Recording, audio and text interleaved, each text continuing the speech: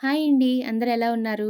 Welcome back to Diya sweet home. ఈరోజు వీడియోలో మామిడికాయతోటి ఒక మంచి స్వీట్ చేసి చూయించబోతున్నాను. వీడియోని స్కిప్ చేయకుండా లాస్ట్ వరకు చూడండి. అలాగే ఈ వీడియో డీటెయిల్‌గా కావాలంటే ఫుల్ వీడియో మన ఛానల్‌లో ఉంది. ఒకసారి చెక్ చేయండి. ముందుగా స్టవ్ వెలిగించుకొని ఒక కడాయి పెట్టుకొని అందులో ఒక టేబుల్ స్పూన్ నెయ్యి వేసుకొని జీడిపప్పు, బాదం పప్పు, కిస్మిస్ వేసి వేయించుకొని ఒక గిన్నెలోకి తీసి పక్కన పెట్టుకోవాలి. అదే కడాయిలోకి మరొక టేబుల్ స్పూన్ నెయ్యి వేసుకొని అందులో ఒక కప్పు బొంబాయి రవ్వ వేసుకొని బొంబాయి రవ్వ లైట్‌గా కలర్ చేంజ్ అయ్యేంత వరకు వేయించుకోవాలి. ఇలా వేగిన తర్వాత ఇందులోకి రవ్వ తీసుకున్న కప్పుతోనే 3 కప్పులు వేడి నీళ్లు పోసుకొని రవ్వ ఉడికించుకోవాలి. ఈ రవ్వ ఉడకడానికి 3 లేదా 4 నిమిషాలు టైం పడుతుంది. ఇలా కలుపుకున్న తర్వాత మూత పెట్టి ఒక 3 నిమిషాలు స్టవ్‌ని లో ఫ్లేమ్‌లో పెట్టుకొని ఉడికించుకుంటే రవ్వ చక్కగా ఉడికిపోతుంది.